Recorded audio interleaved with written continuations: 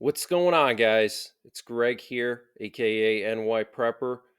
It is Thursday, February 22nd, 2024, and I have an emergency alert to share with you guys.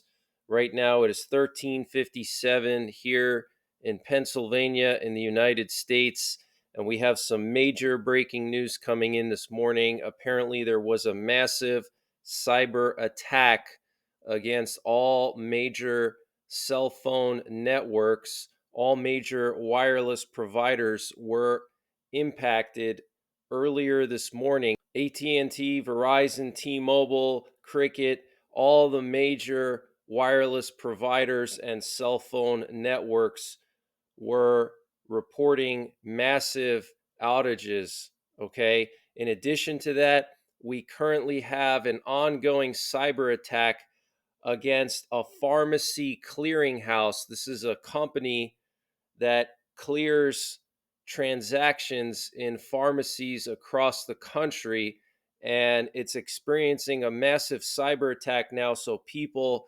are reporting delays in getting medicine that they need. So they hit our cell phone networks. Now they're hitting our pharmacies. This is very serious, guys. And I want to remind you that 2 days from now, on Saturday, is the 2-year anniversary of the war in Ukraine. And I don't think it's a coincidence that we're experiencing this massive cyber attack this morning. Now, we also have Doomsday planes and nuclear war command and control planes in the air right now. So, U.S. nuclear forces are on high alert. And 2 days ago, we had 7 E-6B Mercury nuclear war command and control planes in the air. And that's the most that I've personally ever seen in one day in the last 4 years of tracking them almost every single day. Okay. So I don't know if that's related to the cyber attack. I don't know if Putin is planning something big this weekend, but U.S. nuclear forces are still on high alert. We have a Doomsday plane over the upper peninsula of Michigan and northern Wisconsin right now. I'll show you guys the flight path of that one in a minute here. We also have some major breaking news that came in yesterday from Eastern Europe. The government of Transnistria is a separatist region of Moldova, a Russian separatist region of Moldova, and the government there is going to ask Putin to annex Transnistria, just like Putin did with Eastern Ukraine, and basically recognize Transnistria as part of the Russian Federation, which would protect Transnistria from invasion by Moldova, Ukraine, or Romania. And it would put Transnistria under Russia's nuclear umbrella.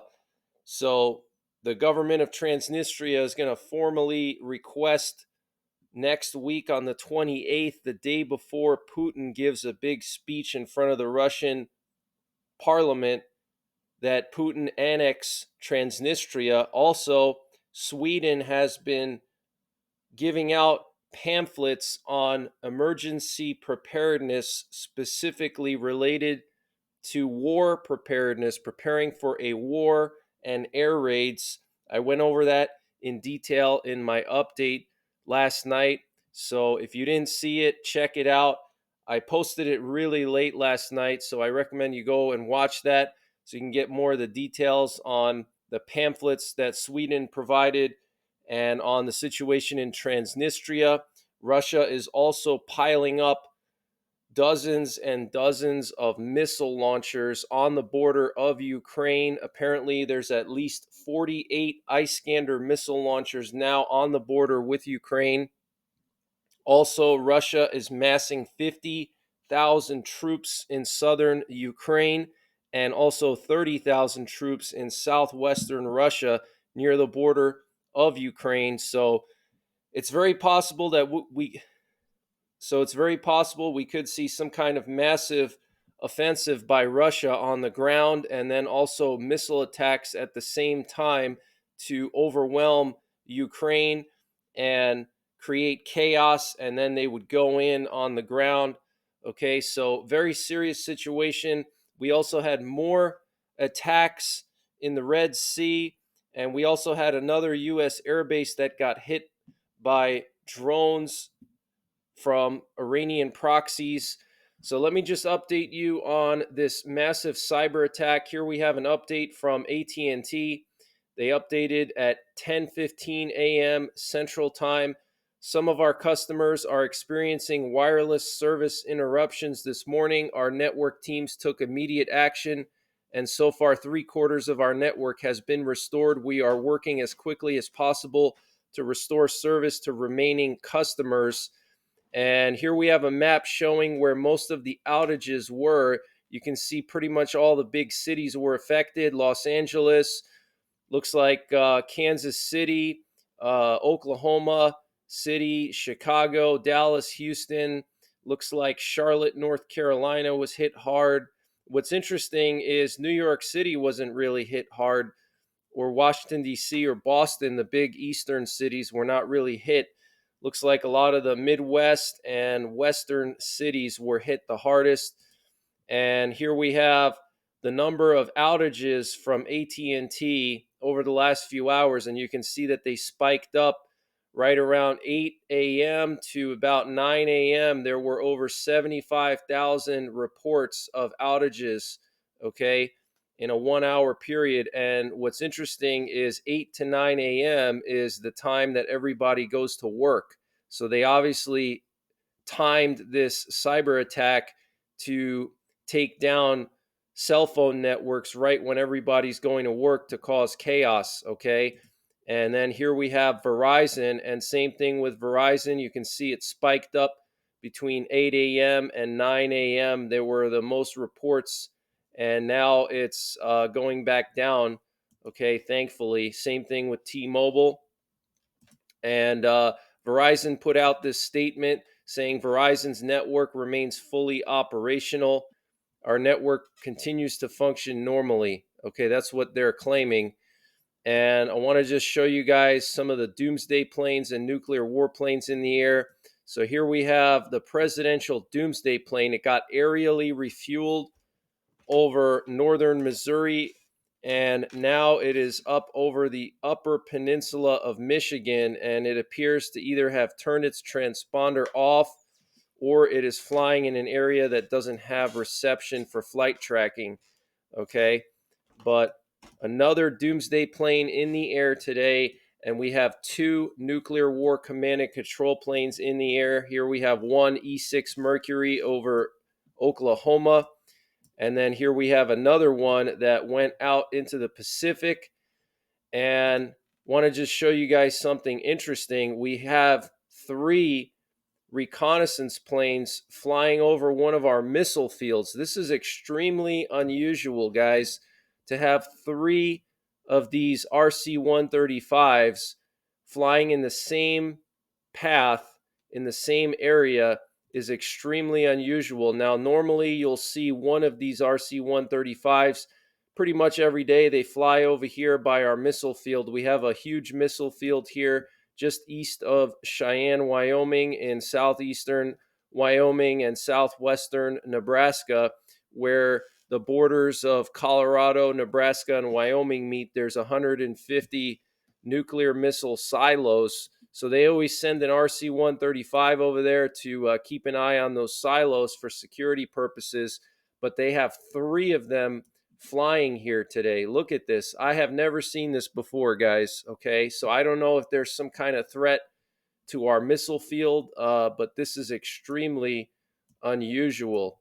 Okay, here we have the presidential Doomsday plane that got aerially refueled, and it's now over Marquette, Michigan, in the Upper Peninsula. It got aerially refueled somewhere over northern Missouri or southern Iowa. We also have a nuke sniffer plane in the air as well. Okay, these planes can detect the presence of radiation in the atmosphere. Want to just show you guys this video of Dmitry Medvedev, the former Russian president and Putin's butt buddy. Let me read to you what he says here to some journalists. Where should we stop? I don't know, but I think what I've said, we're going to have a lot of work to do. Will it be Kyiv? Probably yes. It has to be Kyiv. If not now, then after some time. Just two reasons. The first is that Kyiv is a Russian city. Second, it is a threat to the existence of the Russian Federation. This threat is international. Although Kyiv is a town with Russian roots, it is run by an international brigade of Russia's enemies led by the United States. Odessa, come home. We've been waiting for Odessa in the Russian Federation. Even considering the history of that city, what kind of people live there, what language they speak, this is our Russian city. Okay? So he's talking about Russia taking the capital of Ukraine and also taking Odessa because they're historical Russian cities. And want to just update you guys on some other information coming out of Eastern Europe. The Ukrainian main intelligence directorate said yesterday that Russia's armed forces have been given a deadline that's just over 3 weeks away to seize full control of Ukraine's Luhansk Oblast.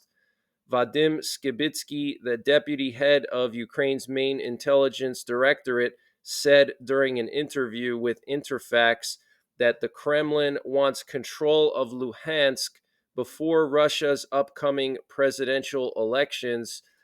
And NATO Secretary General Jens Stoltenberg said that when Ukraine receives F 16 fighter jets from its allies, it will have the right to self defense, including striking legitimate Russian military targets outside of Ukraine. Okay, so the leader of NATO is basically saying that they gave Ukraine the green light to strike targets in Russia with F 16s. Okay, so they're going to use the F 16s combined with British and German and American cruise missiles that have long ranges, and they're going to strike Russian bases, Russian depots, ammo dumps in Russia, probably, okay, to try to stop all these missile attacks that Russia's been doing. Okay, they're going to now be able to destroy all those missile launchers that Russia has right next to Ukraine. They're going to send missiles into them and destroy them. And that's why actually Russia uses a lot of airborne bombers now to launch their missile attacks on Ukraine, because with the bombers, they can stay far away from Ukrainian territory and they're not at risk of getting shot down. But it looks like Ukraine is going to target some infrastructure outside of their borders once they get the F 16s. And the air defense forces of Belarus will shoot down any foreign aircraft if our borders are violated, said the Minister of Defense of Belarus, Viktor Krenin, commenting on the increased aviation activity on the eastern flank of NATO related to the ongoing exercises. And the Russian Ministry of Defense is saying they found in Avdiivka evidence of US, Canadian, and European mercenaries participating in the Ukraine war. And the French defense minister says that last month, Russian operators threatened to shoot down manned French patrol aircraft over the Black Sea in international airspace. Wow. And this update was sponsored by Gaza's Most Wanted. Guys, you know how much I love to shoot, and shooting skills are very important in the times we're living in. You need to be able to protect yourself and your family. And a good way to keep your skills sharp is to pick up some targets from gazasmostwanted.com.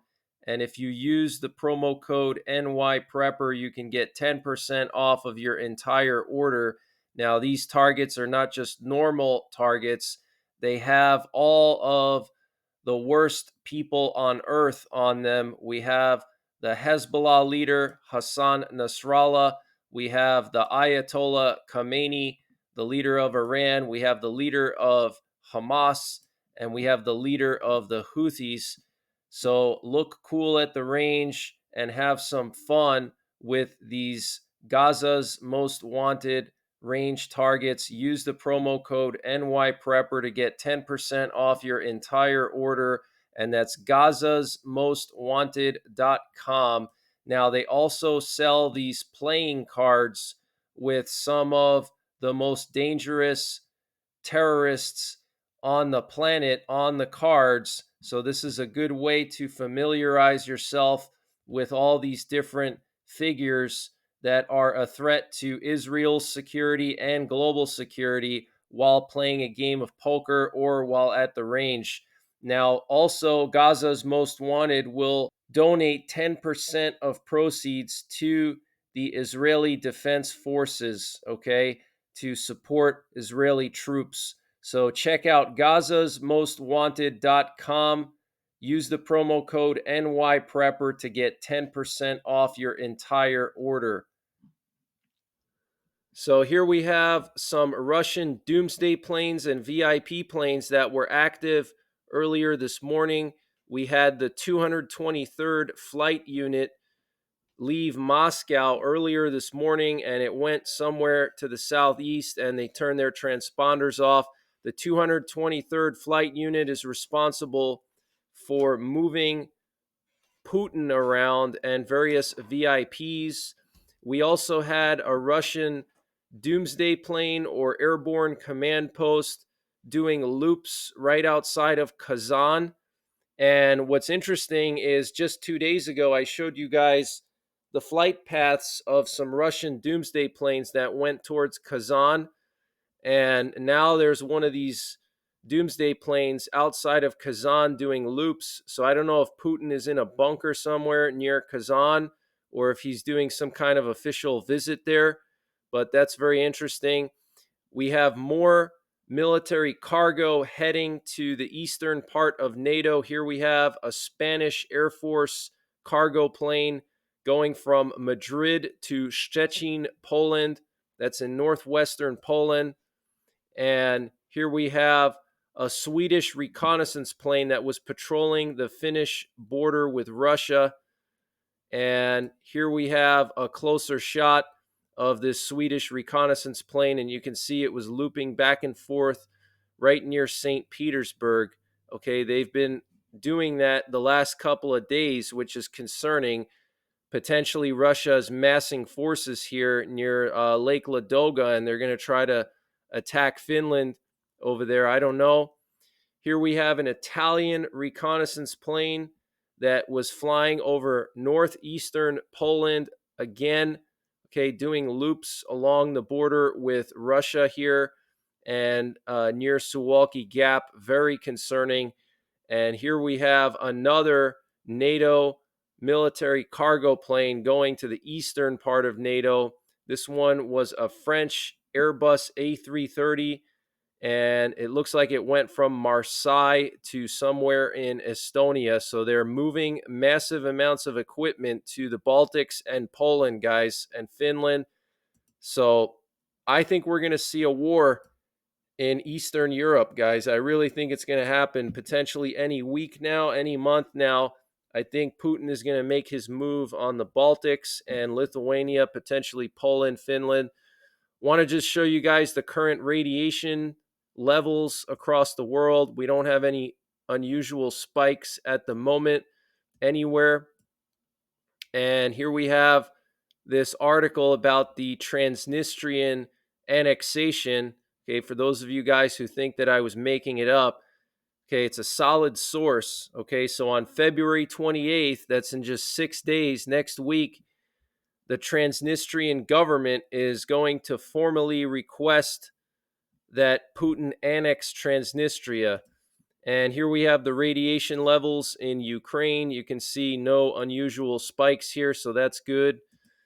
And here's the pamphlet that the Swedish government released about war preparedness and emergency preparedness, but they basically focus mostly on preparing for war. They talk about civil defense and conscription and what to do if there's air raids and different types of warning sirens, okay? And Russia's deploying multiple missile launchers on the border of Ukraine. I want to just turn your attention now to the Middle East. According to the Al Mayadeen, the U.S. facility located in the Conoco gas field was targeted by a suicide drone in the early hours of Thursday. News sources reported a huge explosion inside the base, the sound of which was heard in the surrounding areas. And apparently, this is a picture from that attack on the U.S. base in eastern Syria at the Conoco gas field, oil field. Okay, massive kaboom. Check that out. All right, so the Iranian proxies are continuing to attack our bases. They are not stopping. And in Israel, the Israelis had to use an Arrow missile defense system to intercept a ballistic missile that was launched towards Eilat, which is a port city in Israel on the Red Sea. It's in extreme southern Israel. So the Arrow missile defense system is a long range air defense system that the Israelis have. And if they have to use an Arrow defense system, that means that this missile was hundreds of miles in the air. Okay. It's a long range air defense. Okay. For ballistic missiles. So the Houthis are firing missiles that have a range of well over 1,000 miles, guys. Where do you think they're getting that from? They're not making these missiles themselves. They're getting them from Iran, from North Korea, from Russia, okay? And the Houthis are now the proxies of Iran and Russia, and they're being used to weaken the U.S. and deplete us of our missiles because we have to intercept all of their missiles, okay, that are much cheaper than ours. So this is very concerning, guys. And apparently, this missile was intercepted before it entered Israeli airspace, okay? But this is very, very serious, guys. And I want to just read to you an update from U.S. Central Command on the latest Houthi activities. They're saying here between 4:30 a.m. and 5:30 a.m. Yemen time today, U.S. aircraft and a coalition warship shot down 6 Iranian-backed Houthi one-way drones in the Red Sea. 6 drones, guys. The attack drones were identified by U.S. Central Command as likely targeting U.S. and coalition warships.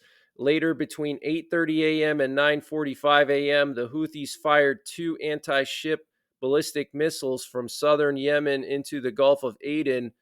The missiles impacted a British-owned cargo ship, causing 1 minor injury and damage. Okay, and what is the Biden administration doing about it? Zero. Okay, absolutely nothing. Okay, they're continuing to attack commercial ships affecting global trade now. Okay, here's one of the attack reports that was posted earlier this morning from the British Maritime Trade Organization. It says here the British MTO received a report of an incident 70 nautical miles southeast of Aden, Yemen.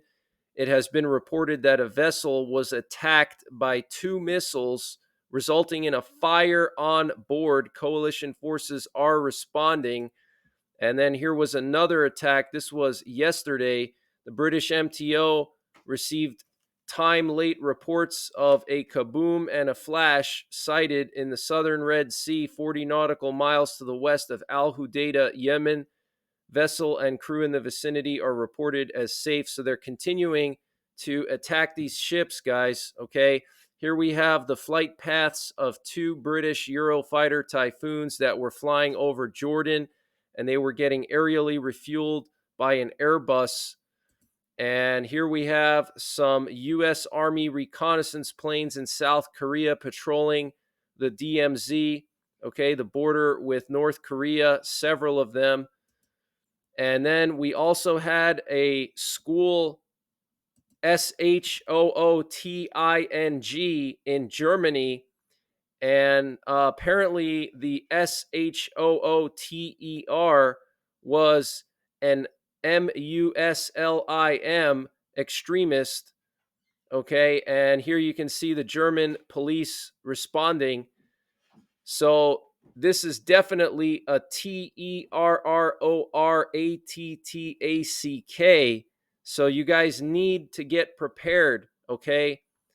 Multiple US agencies were warning last fall that there would be an increase in terrorattacks in the coming months, okay? DHS, FBI, and the Director of National Intelligence were warning us in December about this, okay? So it's only going to get worse and worse. We have all these war fronts around the world. We have NATO and Russia about to go to war. We have the situation in the Middle East escalating every single day with the Houthis, with potentially Israel and Hezbollah soon.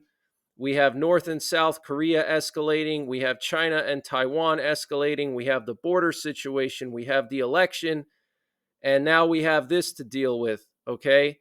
So get prepared. Make sure you have your bug out bags packed and ready to go. Make sure you have a fallout shelter. Check out my nuclear war survival videos. I'll leave a link in the top right corner to some of my nuclear war survival playlists. Check out my website. I have a lot of prepping references on my website, NYPrepper.com, free of charge. And I will be back tonight with more breaking news. I'm going to be going live probably at around 8 or 9 p.m. Eastern Time. So I'll see you guys then. Take care. God bless. And don't forget the 3 Ps: prepare, practice, and persevere.